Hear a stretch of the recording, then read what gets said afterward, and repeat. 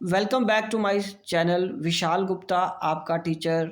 कैसे हो स्टूडेंट्स? आप सब स्टूडेंट्स, इस वीडियो में मैं आपको क्लास 12 सब्जेक्ट अकाउंटेंसी का जो हमारा चैप्टर चल रहा है अकाउंटिंग रेशियोज का, उसका topic return on capital employed और रिटर्न ऑन इन्वेस्टमेंट कराने जा रहा हूँ। गाइस, हम इसका सोल्यूशन करेंगे क्वेश्चन नंबर 146 का से लेके 149 तक। आपको पता है कि ये हम जो क्वेश्चंस कर रहे हैं टीएस ग्रेवाल वाली बुक से कर रहे हैं। ठीक है जी, तो चलिए हम स्टार्ट करते हैं इनके इस क्वेश्चंस को करना। सबसे पहले हम क्वेश्चन नंबर करेंगे 146। मैं एक बार आपको इसकी स्टेटमेंट भी पढ़ देता हूँ। ये देखिए क्वेश्चन की स्टेटमेंट क्या लिखा हुआ है। Calculate return on investment. ठीक है जी, ROI from the following detail. Net profit दिया है हमें आफ्टर टैक्स 6.5 लाख। तो रिमेनिंग टैक्स रेट कितना है? इनकम टैक्स का रेट कितना है? 50%। 10% डिबेंचर्स हैं, 100 रुपये ईच के हिसाब से 10 लाख है। Fixed asset at cost 22.5 lakh है। Accumulated depreciation on fixed assets है 2.5 लाख की। करंट एसेट्स है 12 लाख की। करंट लाइबिलिटीज है 4 लाख की। तो हमें रिटर्न ऑन इन्वेस्टमेंट निकालना है। तो गाइस सबसे पहले हमें आपको पता फॉर्मूला तो लिखना ही पड़ता है। फॉर्मूला लिख लीजिए, फिर आगे बात करते हैं। ROI is equal to net profit before interest and tax. Interest and tax upon capital employed into 100। ठीक है गाइस, तो नेट प्रॉफिट कितना है हमारे पास यहाँ पे, हमें वो कैलकुलेट करना है और कैपिटल एम्प्लॉयड भी कैलकुलेट करनी है। ठीक है जी, तो सबसे पहले मैं नेट प्रॉफिट कैलकुलेट करूंगा। वर्किंग नोट में आ जाइए। वर्किंग नोट में हमें नेट प्रॉफिट चाहिए। हमें गिवन क्या है? Net profit after interest and tax given है, वो भी कितना है? 6.5 लाख का। तो गाइज वो क्या कह रहा है कि हमारे पास टैक्स कितना? 50%। तो इसका मतलब इसका ही 50% है, तो रिमेनिंग फिर 50% कितना बनता है? 6.5 लाख ही टैक्स हुआ ना, 50% टैक्स रेट है। तो गाइज अगर किसी चीज़ का मतलब 50% माइनस किया हुआ तो रिमेनिंग ये 50% है, तो इस इतने बराबर का तो टैक्स हुआ। तो ये कितना बन गया हमारे पास? 13 लाख का। ये गाइस कितना बन गया? 13 लाख का।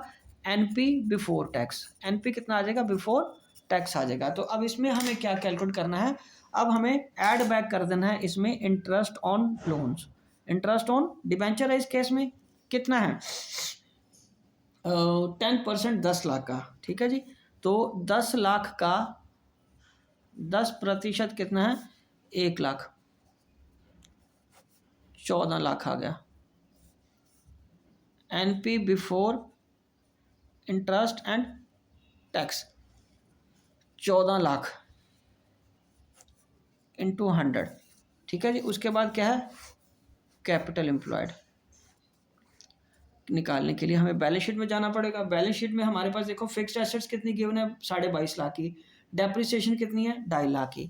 तो फिक्स्ड एसेट में से यहाँ लिखेंगे 22.5 लाख और लेस कर देंगे 2.5 लाख, और ये कितना आ जाएगा? 20 लाख। गाइस कितना आ जाएगा? 20 लाख आ जाएगा। और करंट एसेट्स कितना है हमारे पास? करंट एसेट्स हमारे पास गिवन है 12 लाख की।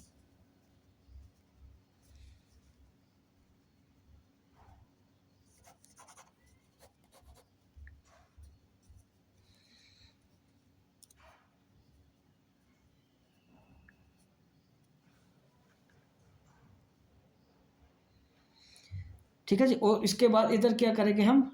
लाइबिलिटीज। तो करंट लाइबिलिटीज कितनी आ रही हैं? 4 लाख की। तो गाइज ये 4 लाख लिख लो। तो रिमेनिंग हमारे पास क्या रह जाता है? इक्विटी और NCL। तो ये क्या बनेगा? Capital employed. इसको क्या बोलेंगे? Capital employed. यही फिगर हमें चाहिए थी, अलग अलग ब्रेकअप की भी जरूरत नहीं है। 32 में से 4 गए तो कितना बच गया? 28 लाख का ये बैलेंसिंग फिगर हमारे पास आ गया, जो कि हमारे लिए कैपिटल एम्प्लॉयड है। तो कैपिटल एम्प्लॉयड 28 लाख यहाँ पे हम कर देंगे। 1 2 3 4 5, 1 2 3 4 5, ये 2 आ गया और ये कट के 50 आ गया। तो रेशो कितनी आ गई? 50%। आप आंसर देखिए, 50% ही है। यस गाइस, 50% ही है। ओके जी, तो चलिए अब हम नेक्स्ट क्वेश्चन करते हैं। Question number 147। क्वेश्चन नंबर 147 में हमें बैलेंस शीट का फॉर्मेट गिवन है। ये देखिए, इसमें से आइटम्स को हमें पिक करना होता है। ठीक है जी, ये नॉन ट्रेड इन्वेस्टमेंट और 10% इन्वेस्टमेंट भी है, और उनकी ये प्रॉफिट हमें गिवन है 9,72,000 का। तो इसमें कैलकुलेट तो रिटर्न ऑन इन्वेस्टमेंट ही करना है। तो गाइज मैं आपको बताता हूँ ये सवाल कैसे करना है। या देखो, रिजर्व एंड सरप्लस है, शेयर कैपिटल है, लॉन्ग टर्म डेट है, इसको बोरिंग बोल सकते हैं हम। 15% उसका इंटरेस्ट भी निकालना है। ठीक है जी, तो चलिए हम इसको सॉल्व करते हैं। कैसे करना है इसको, क्वेश्चन को फॉर्मूला लिख लीजिए क्वेश्चन नंबर 147 में, ROI is equal to NP before interest and tax upon capital employed into 100। तो गाइज इसमें पहले हमें प्रॉफिट कैलकुलेट करना है, तो चलिए प्रॉफिट कैलकुलेट कर लेते हैं। तो प्रॉफिट कैसे कैलकुलेट करेंगे? नेट प्रॉफिट हमारे पास कौन सा गिवन है यहाँ पे? बिफोर टैक्स गिवन है 9,72,000। NP बिफोर टैक्स कितना है? 9,72,000। ठीक है जी, मैं यहाँ लाइन लगा देता हूँ। चलो लाइन लगाने की जरूरत नहीं, ऐसे कर लेते हैं। तो अब इसमें हमें क्या करना है? ऐड बैक इंटरेस्ट करना है। ऐड बैक क्या करना है? इंटरेस्ट। इंटरेस्ट कितना है गाइस? 15%, 16 लाख का। 16 लाख हमारे डिबेंचर्स हैं, मतलब बोरिंग्स है, सॉरी, लॉन्ग टर्म, और उसका 15%। तो ये कितना आएगा? 16 लाख का 15% बन जाएगा 2,40,000 प्लस 2,40,000 यहाँ आ जाएगा। तो 9 तो 11, 12,12,000 बन गया। 972 में 240 ऐड कर दिया हमने, 972 में 240 ऐड कर दो, 12,12,000 आ जाएगा। और अब इसमें हम क्या माइनस करेंगे? जो 10% ट्रेड इन्वेस्टमेंट का इंटरेस्ट है वो माइनस कर देंगे, less interest on non trade investment, क्योंकि वो बिजनेस से रिलेटेड नहीं है, बिजनेस ऑपरेशन से रिलेटेड नहीं है मतलब। तो ये कितना आ गया? 12,000। ये 12,000 हमें माइनस कर दिया, हमारे पास यहाँ क्या बच गया गाइस? 12 लाख। कितना बच गया गाइस? 12 लाख। तो ये आ गया हमारा NP before interest and tax. ठीक है जी, तो यहाँ आ जाएगा 12 लाख और यहाँ क्या आ जाएगा? 24 लाख। और ये क्या आ गया? ये तो 2 बन गया, 5 0 से 5 0 कट गए, अंडरस्टूड है। ये 50, तो 50% हमारी रेशो आ गई। ठीक है गाइज, समझ आ गया आपको बच्चे? चलिए, तो अब हम आगे बात करते हैं क्वेश्चन नंबर 148 की। तो क्वेश्चन नंबर 148 में भी अगर आप देखो तो हमें गिवन क्या है गाइज? बैलेंस शीट ही गिवन है। ये देखिए, इसमें भी बैलेंस शीट गिवन है। ओके, बैलेंस शीट ये गिवन है और हमें ये सारा कुछ कैलकुलेट करना है ROI के कैलकुलेट करने के लिए, जैसे पिछले क्वेश्चन में किया है। So ROI is equal to NP before interest and tax upon capital employed into 100। ठीक है जी, ओके गाइज।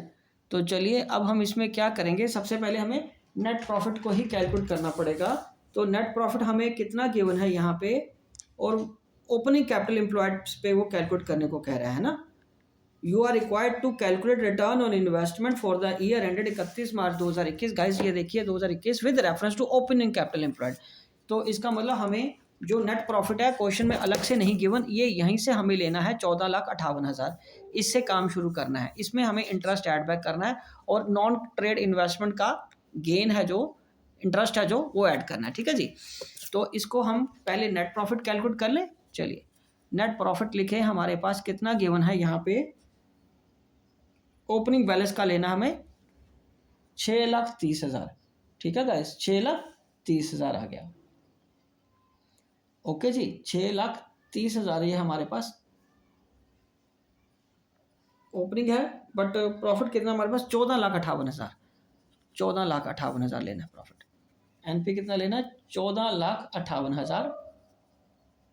ठीक है जी, और उसमें हमें ऐड क्या कर देना है? इंटरेस्ट।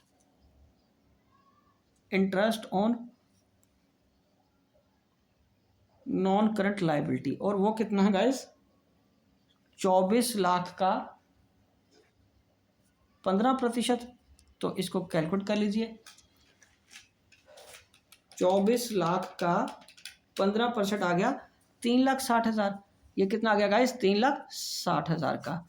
तो इसमें आएगा 14,58,000 का, 18,18,000 बन गया, 18,18,000 बन गया। अब इसमें क्या लेस कर देंगे? Interest on non trade investment, इसको हमें लेस कर देना है।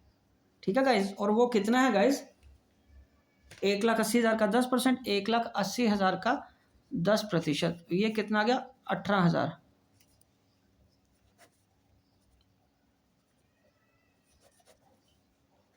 NP before interest and tax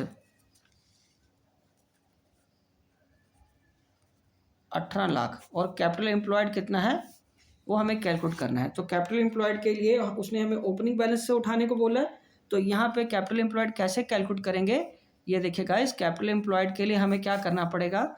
एक तो पहले शेयर कैपिटल लीजिए 7.5 लाख का, और ओपनिंग बैलेंस लेना है रिजर्व्स का, और वो कितना है 6,30,000, वो 6,30,000 है। और ये हमारा टोटल कैपिटल फंड आ जाएगा। ठीक है जी, 750 जमा 630, 13,80,000। ठीक है जी, 13,80,000।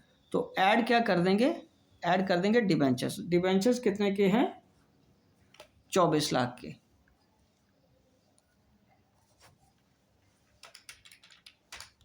37,80,000, 37,80,000 आ गया। और इसमें लेस क्या करेंगे, non trade investment. Non trade investment को हमें माइनस कर देना है। नॉन ट्रेड इन्वेस्टमेंट कितने की है हमारे पास,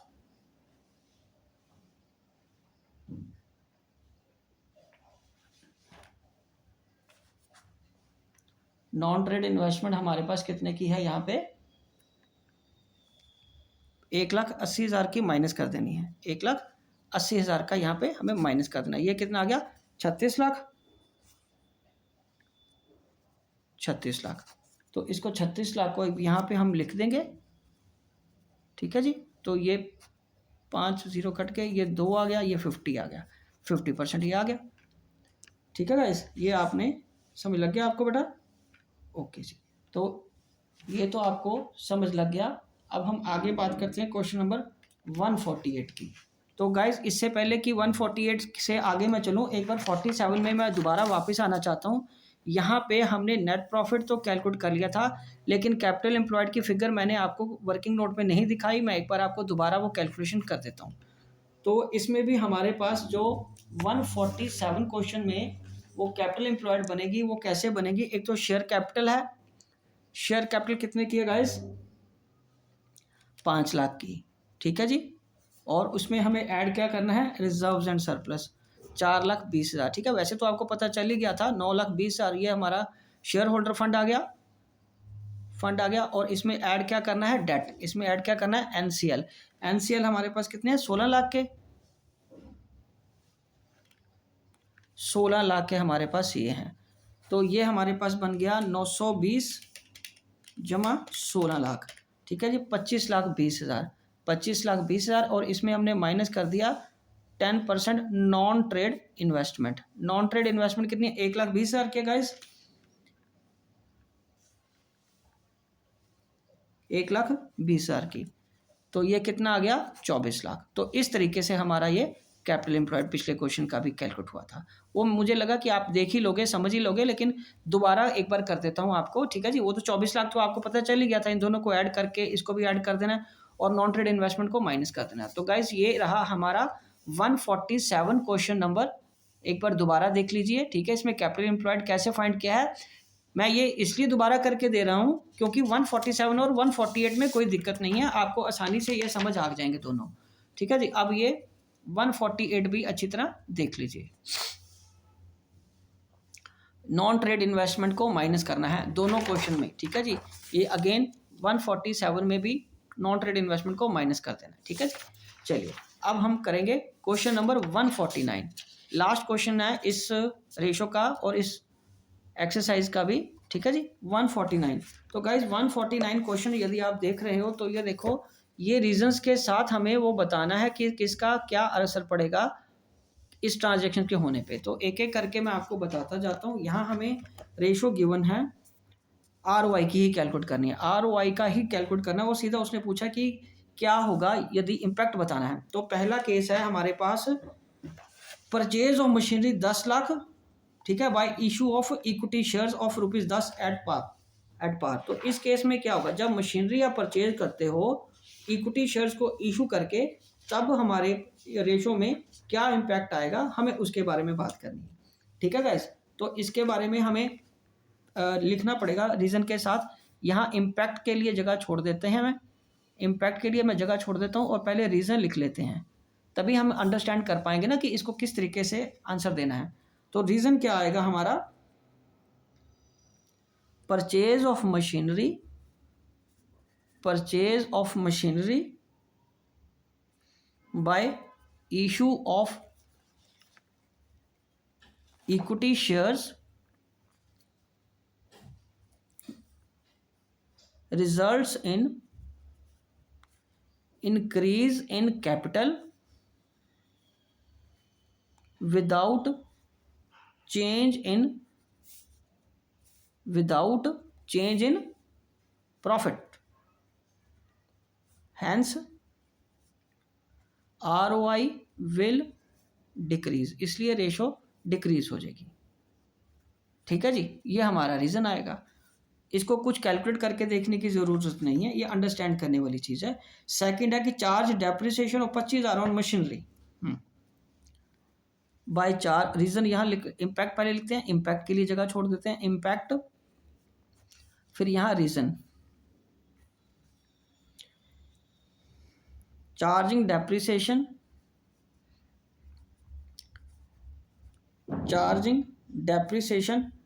results in decrease in both profit and capital employed, so ROI will decrease। तो इससे क्या हो जाएगा, डिक्रीज हो जाएगा। थर्ड क्या आया गाइस, हमारी redemption of debentures by payment of 2 lakh, redemption of debentures. So guys यहाँ लिखेंगे इम्पैक्ट लिख लो, इम्पैक्ट, और यहाँ आ जाएगा reason, redemption of debentures does not result in decrease in capital employed because redeemable debentures are part of current liability without any change in profit, so impact में आ जाएगा no change, impact में क्या आ जाएगा, no change. अब हमें fourth point को देखना है। फोर्थ पॉइंट क्या कह रहा है guys, conversion of 9% debenture into 10% debenture of 100 each at par. So amount तो सेम रहेगा, ठीक है, बट इसमें वो क्या है, डिबेंचर, पहले तो इम्पैक्ट लिख लो, ठीक है, फिर उसका रीज़न लिखते हैं हम। रीज़न क्या आएगा,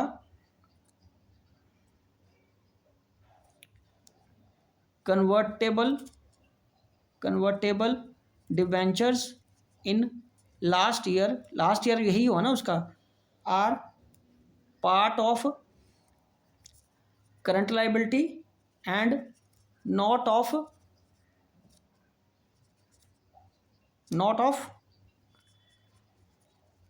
कैपिटल एम्प्लॉयड, ठीक है जी। So since current liability debentures are converted into and new debentures issued increase the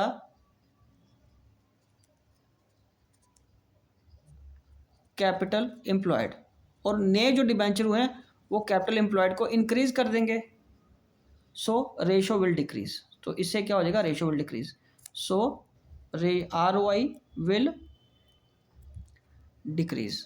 तो स्टूडेंट्स ये रहा इसका पूरा क्वेश्चन का रीजंस के साथ, लॉजिक के साथ आंसर। तो एक बार ये मैं पूरा क्वेश्चन आपको दोबारा दिखा देता हूँ,